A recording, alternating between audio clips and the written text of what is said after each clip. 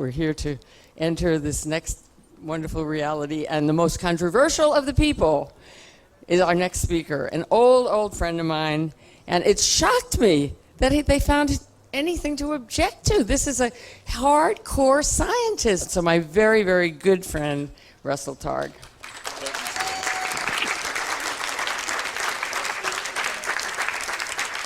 Well, I'm very happy to be here. My name is Russell Targ, and I'm a physicist.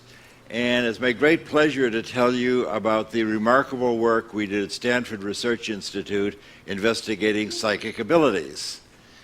We did that for the CIA, Defense Intelligence Agency, NASA, and many, many other intelligence agencies, part of the U.S. government intelligence system. I got into all this as a childhood magician, standing on the stage in New York doing mental magic.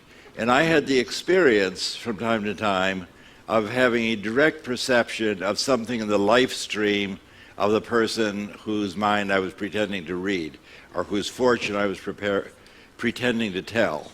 So I was not a real psychic. I was just a kid doing magic. But I've now talked to people like Kreskin and Melbourne Christopher, and they said, oh yes, every professional magician knows that from time to time you're given some material, and you can then supplement your magic trick with whatever ESP comes to you. And there are many magicians who do that, as we know. But I was not doing magic for the CIA. Because as we know, the CIA is not easily amused, and we were trying to do the real thing for them. The work we did at SRI involved things like finding a downed Russian airplane in North Africa with code books on it, locating a kidnapped American general in northern Italy, looking into a Soviet weapons factory in Soviet Siberia, describing the construction of a huge Soviet submarine in northern Russia, and we even looked on a Chinese atomic bomb test 3 days before it was scheduled to go off, and described correctly that it was going to fail. So we did quite a lot of useful things for the government during our 23-year program. The ability we're talking about is a natural psychic ability that we all have, in spite of what you may have heard to the contrary. People can quiet their mind and describe and experience what's happening in a distant place or in the future. And this has been talked about for thousands of years. Buddhists have a vast lore about what this is and how to do it and why it's desirable. And I'll try and talk about that later. The ability allows you to quiet your mind and describe and experience what's happening in the future. And you can do that independent of the distance. The most interesting thing that we found as physicists is that it's no harder to describe what's happening in Soviet Siberia, 6,000 miles away, than it is for you to describe the funny object I have in my pocket. 6,000 miles away does not decrease the accuracy or the reliability as compared with something nearby. Looking into the distance is no harder than looking at a contemporaneous event, and that's why this is called a non-local perception. Not quantum mechanical particularly. It pertains to the fact that we live in a non-local space-time described as scientifically most recently by Schrödinger in the 1920s and then proved in the 1970s and 1980s. So the idea of non-local connections is not new age. This is accepted in the physical community. The hottest topic in modern physics is exploring non-locality. It was described originally by the Buddhists 2,000 years ago, but modern physics has finally caught up. The leaders of the program that we had at SRI are all physicists. The physicists are taking over what used to be called parapsychology. The three leaders of the program were myself and Hal Puthoff, who are both laser physicists, and Ed May, who is a nuclear physicist. And we were eager that our scientific friends would not think that we'd gone off the rails into ESP research, so we made sure that we published everything we did, all of our experiments, in the world's most prestigious journals where we would normally publish our science. So we published our work in the Proceedings of the Institute of Electrical Engineers, the American Association for the Advancement of Science, the American Institute of Physics, and Nature magazine. So this is not, I just want to emphasize that at the time we were doing this work, this was mainstream, written up in the New York Times, published in the premier journals in the world. And I want to give you an idea of where I was when this all began. In the 1960s, I was a hardcore laser guy. And here I'm standing in front of a 1,000-watt carbon dioxide laser at my most mavericky self. I'm trying to convince the government that I indeed had 1,000 watts coming out of this 1 meter package. And you see how we've got a little meter bar there. Government thought it's impossible because their lasers were 100 times bigger than mine. So I had 1,000 watts over something a meter long. They thought that is impossible. So it's like a reprise of what I was going to do 10 years later, trying to convince the government that some other impossible thing actually happened. So in this case, the idea is that I have a big fire brick. I'm going to drill a hole right through it and then hand the skeptical government scientists this big brick with a red-hot hole right drilled through it. And I'll ask them, do you want fries with that? And eventually they supported our program. They couldn't deny the fire brick with a hole. Today we would consider that kind of thing a paranormal object. There's no way to create a red-hot hole with a fire brick because it's not flammable. So that's what I had done. That was my career. I've been in laser. I was a laser pioneer. I was working with lasers many years before there were any lasers. So this was the outgrowth of my earliest studies in graduate school. So the question that led to my recent book, I wrote a book with a provocative subtitle, A Physicist's Proof of Psychic Abilities. And the idea is that proof is evidence so strong that you can't statistically or reasonably deny it. That's what we mean by proof. You can't prove scientific things in the laboratory the way you prove mathematical theorems. You prove things in the laboratory by piling up so much evidence that it's simply unreasonable to deny it. So here we are in our laboratory, 1973. There's Pat Price in the middle. Pat Price was one of our great, great psychics. He was police commissioner of Burbank and retired. He's playing here with an ESP teaching machine that was the basis of our first NASA program. My idea was, can you offer feedback and reinforcement and help people improve their psychic ability with a little random game where you have to guess which picture will be illuminated? The answer is yes, you can learn. And the great good news for you today is that game is now available as a free application for your iPhone. So I posted that as a little gift. It's called ESP Trainer, and you can just download it and have it on your iPhone. It'll ring a bell when you get the right answer and show you a pretty picture. So that's Pat Price. Price was an extraordinary psychic. He lived in a psychic bubble. He was an inspiration for me as to what ESP looks like in an evolved person. We were once called by the Berkeley Police Department, where Patricia Hearst was kidnapped, and they said, we're so desperate, can you help us with your ESP program? It shows how desperate they were.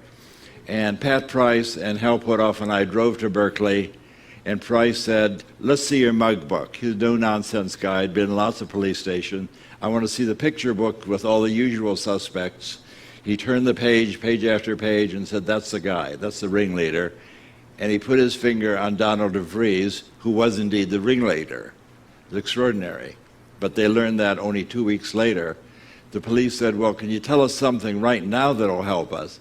And Price said, would you like to know where the kidnapped car is? And they said, you're kidding. He said, well, so if you drive about 50 miles north on Bayshore Free on Highway 101, the kidnapped car is a white station wagon. It's on the right, parked by a diner across from two large white gas storage cylinders in the pedestrian overpass across the freeway. And one of the detectives said, well, I know where that is. That's on my way to my home in Vallejo.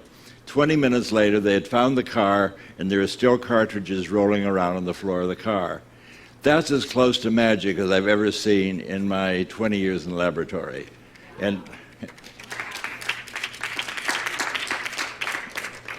The other folks there are Bob Monroe, who wrote about journeys out of the body, how to go from remote viewing to an out-of-body experience, but that's outside our schedule for today. And I'm on the right 40 years ago, and what that shows is that if you live long enough, you get to do a lot of interesting things.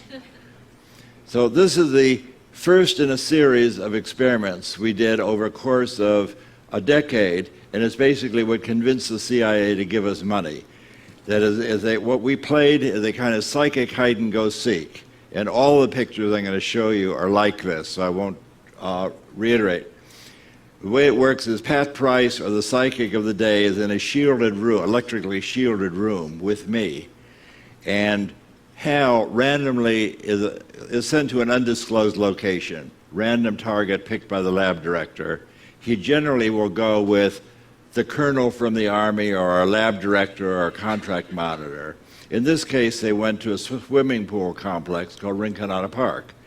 Price with me said, I see a water purification plant, I see a square pool 65 by 80 and a round pool 100 feet in diameter and 2 water storage tanks. That's what I see, and that's what he drew on the right. Actually, they had gone to the swimming pool complex, and when we got there for feedback after the experiment, we saw the swimming pool is really 110 feet in diameter, and the rectangular pool is 75 by 100. So viewed from 5 miles away, he had the dimensions architecturally correct to 90%. Now, he had added in these 2 water tanks, which are on the right side of the picture, which are not at the location. And it's not a water purification plant, it's a swimming pool. However, and that's a story I would tell up to about 10 years ago, when the city of Palo Alto sent us a picture book showing what the city used to be like 75 and 100 years ago. 75 years, the psychic ones know what the answer is going to be already. 75 years ago, this was a water purification plant, and the tallest thing in the city of Palo Alto were the 2 water tanks I show at the top, and Price drew at the left. So what he apparently did is move his awareness 5 miles south on Middlefield Road and describe the park where the guys were hiding, and then moved his awareness 75 years back to describe the biggest thing in the city. Off my schedule, I got to tell you, he also described a National Security Agency code facility in Virginia. And he described that, was able to read the file folders. And people wanted to know, why did you pick this to read? And he said, well, the more in psychic space, the more you hide something, the brighter it shines. So let that be warning to anybody who's having an affair.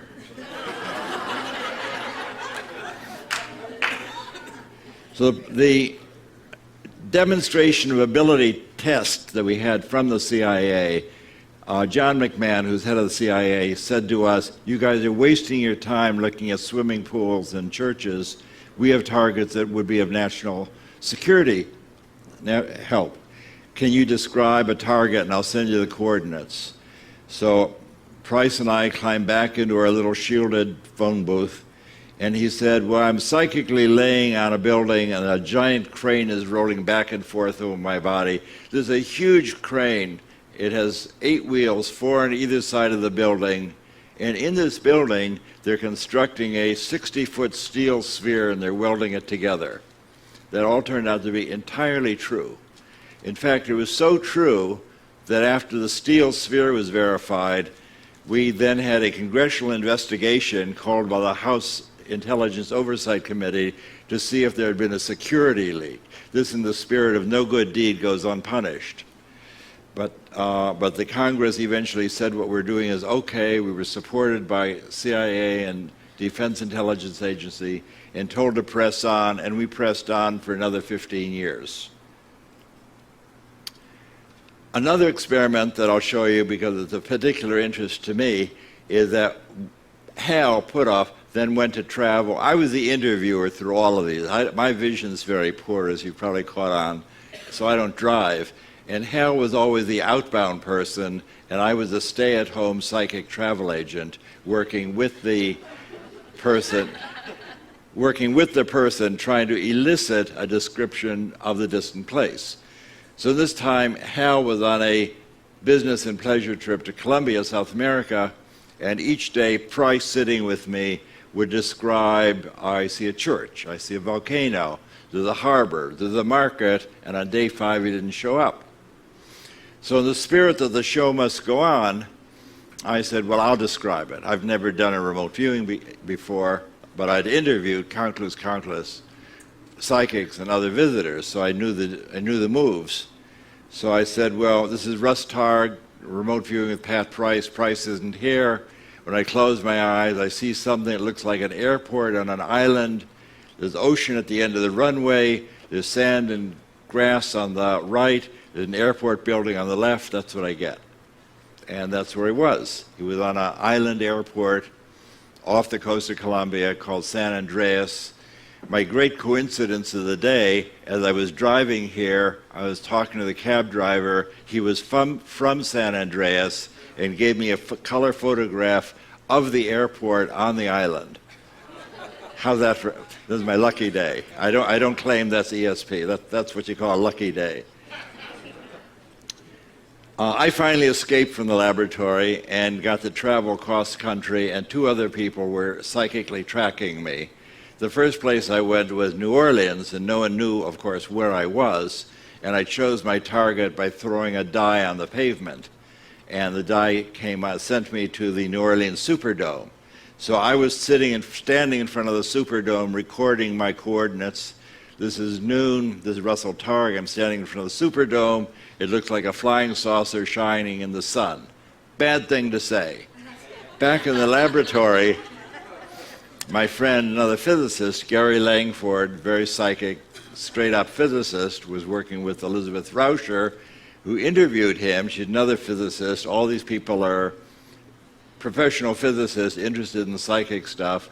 Gary said, well, I have a clear picture of a circular building. It looks like a giant UFO. Do you think Russell's been abducted? So Elizabeth said, just tell me what you see, make a drawing. And of course, his drawing was a remarkably accurate. This was his also first remote viewing. Gary just came in and said, well, I've been doing this all my life, avocationally. That's how I was an analyst, photo analyst, looking at specs of buildings and describing what's inside. So he was experienced to look at fuzzy images, but here we just took away the image, but it didn't interfere with his ability at all. Our great pleasure was then to have this Army intelligence ask us to train, to set up a psychic Army Corps, something like in the men who stare at goats, but not quite. No goats were killed in our program. But we chose 6 Army officers to work with us from a big group that we interviewed, Hal and I interviewed. One of those was Joe McMoneagle, Joe is still alive and is probably the greatest living psychic today, prodigious psychic. And his first trial, sitting with me, what's this remote viewing stuff? All of these people are basically tough Army officers, showed up in their boots and leather jackets and their patches and their backpacks. What's this psychic stuff? What do you want me to do? Betting their careers that this is a new, interesting juncture for them. So I described remote viewing, as I always do. I've been doing workshops now for 20 years. My ritual, the shibboleth, is close your eyes, quiet your mind, and describe the surprising pictures that appear in your awareness. Don't try and name it. Don't try and guess. Just describe the surprising images. And that language was understood 1,200 years ago and appears in Patanjali's guide, Self-Liberation for Seeing with Naked Awareness.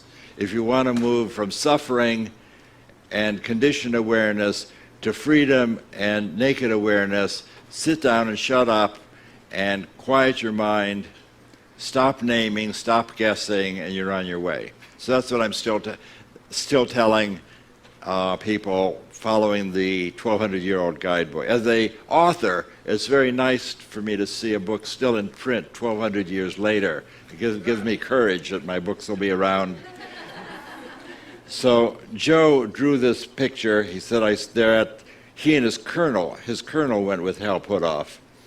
And Joe said, I see a building with stripes in front and a long portion behind and a little fountain. He drew what was there, and of course the judges had no problem matching that.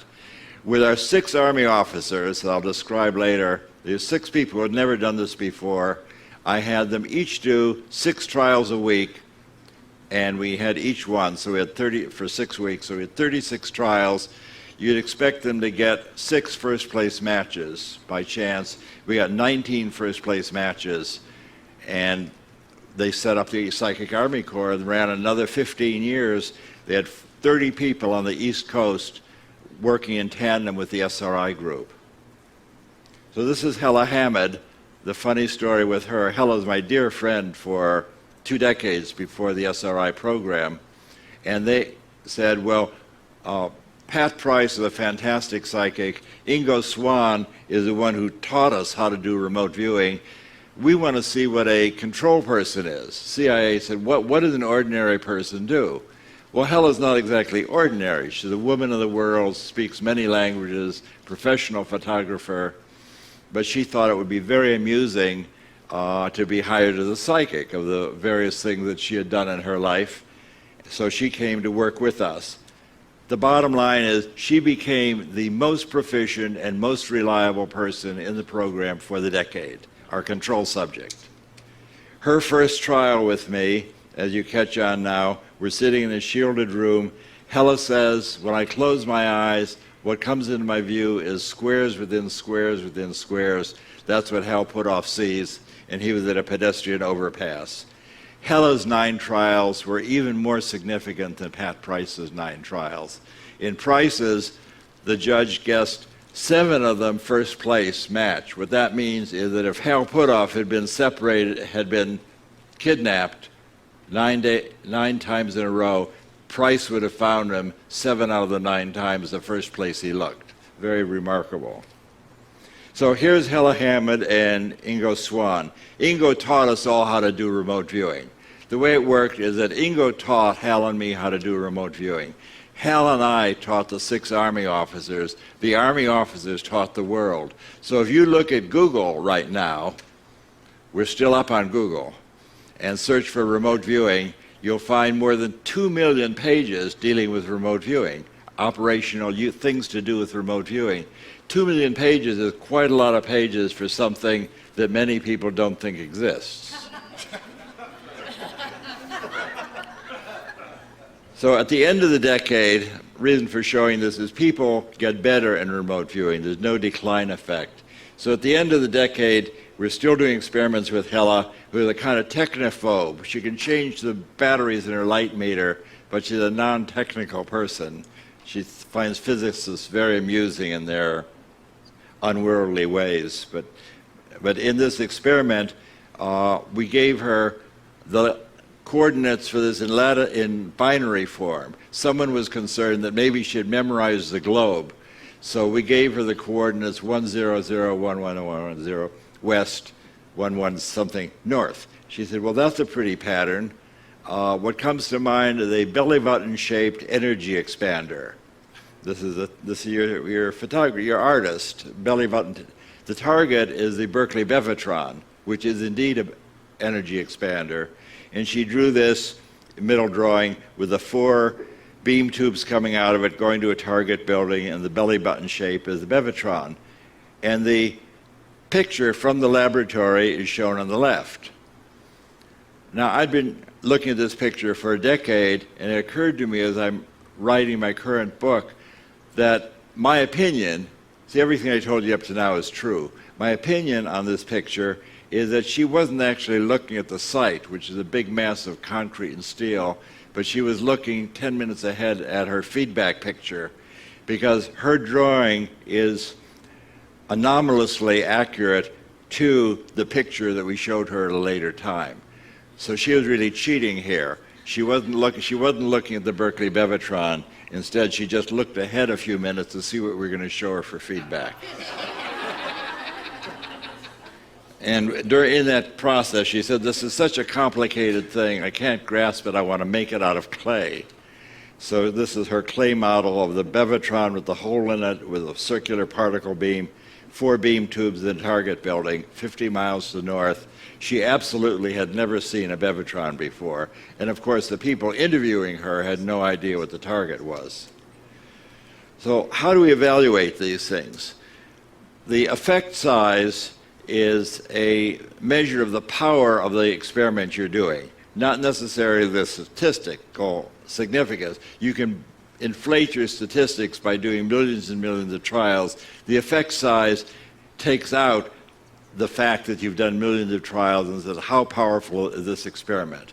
So the idea of proof is that when the government was doing tests, the NIH was doing tests to see if aspirin helped men avoid heart attacks, they did this experiment, and eventually the thing had such a large effect size, they stopped the experiment because they didn't want to deprive the poor controls of the benefit of the aspirin. Got it? The effect size was so high, they stopped the experiment. The effect size got all the way up to 0.06. And here's the NIH report with the effect size is 0.06 standard deviations. All of our experiments exceed that by a factor of 10. So if the NIH thinks that this is my little argument for proof, if the NIH thinks that they have proven that all of you should be taking aspirin and the experiment is so strong you got to stop it and give aspirin to the poor controls, that's what they mean by proof. Stop the experiment as proven. Our effect size is 10 times what they had. So in our experiments we did with Pat Price, were significant at odds of almost 1 in a million, more than that 1 in 100,000. His effect size was more than 10 times the NIH. So this by itself is an experiment more than 1 in 100,000. In Hella Hammond's experiments, it was even more significant than Pat Price's experiments, even though she was a control subject. The Army people, which is sort of my pride and joy, in that we just brought in 6 guys, taught them to do remote viewing, and they did astonishingly well. Effect size, again, 10 times the aspirin experiment. And it was working with the Army people that led me on a career of doing workshopping for the past decade, traveling around, just teaching people to do remote viewing. On Google, you will find many, many people teaching you to do remote viewing. They all can teach you to do remote viewing. Remote viewing is easy to do. I have a chapter in my book where it describes if you work with a friend, you can quickly both become psychic. Remote viewing is a natural ability. You don't have to eat porridge at the feet of your guru or pay anybody thousands of dollars. This is a natural ability like vision or hearing. Psychic abilities are not sacred. They're abilities. They allow you to experience all kinds of remarkable things. And I'll talk about that in a moment. But here are all these guys, highly psychic. At the end of our program, right after I left, I formed a little organization called Delphi Associates. We were using remote viewing to forecast silver futures, working with an experienced remote viewer. We did 9 forecasts, whether silver is going to go up a little, up a lot, down a little, down a lot. All 9 forecasts were correct. We made $120,000, which is a lot of money in the 1980s. And we're on the front page of the Wall Street Journal. BBC Horizon, Nova made a film about us. In the 1980s, ESP still existed. And there are now many, many organizations and groups of people using this associative remote viewing, which is invented by my friend Stephen Schwartz. It's a way of, even though you can't read psychically, it's a way of making substitute items for what you want to know. I can't explain that. You have to read my book, has a chapter on associative remote viewing, which is an easy guide to investing in the market. You do not have to give away your mind to be psychic. That's not required. You can be discerning and be psychic. I recommend that. So you have to decide now. I've given you a sample of what we did during the first decade of SRI. We did experiments for the government. We did operational things, finding all sorts of, we even looked in on the American hostages in Iran. success and described that one was going to be evacuated because of illness. So you have to decide, is the statistical evidence from our experiments at SRI strong enough to make you think that something like ESP really exists? Or do you think it was just our lucky day and we were successful in fooling the American intelligence establishment for 23 years and lived to tell the tale? So you get to decide which of those is more likely. Now, you can use remote viewing these days to find your car keys. We just had an example of using remote viewing and not finding the car keys, and that happens also. Or you can find a parking place, even in Los Angeles, and we were exemplary successful doing that yesterday. So you can find your car keys, find a parking place, you can make money in the stock market, and my opinion is that the most important thing you can do with remote viewing is discover who you are. Now, it's important for me to tell you that remote viewing is not a spiritual path, but if you learn to quiet your mind and move your awareness into timeless awareness, you are likely to begin to experience things that surprise you, give you another view of reality. For example, if you look in the mirror in the morning and think that who you see in that mirror is who you really are, you're in for a lot of suffering, in my experience. My opinion is that who you really are is non-local awareness, independent of space and time. You are that awareness that allows you to move your experience, to move your consciousness, to move your perception anywhere in the world, independent of space and time. And this was described in great detail, as I mentioned, by the great Buddhist teacher Padmasambhava in the 8th century, where he said, you have to give up your desire to name things and grasp onto them and guess what they are, because in the universe it's really empty of names, as you may have noticed. But you can give up your desire to defend your ego and what it says on your business card in conditioned awareness. And if you think that you may not be made entirely of meat and potatoes, then you can move your awareness into naked awareness, experience the universe as it is, and find a transcendent way to experience the world. And my invitation for you is to explore this transcendent place, and then as a scientist next year you can come back and tell us what you experienced. Thank you.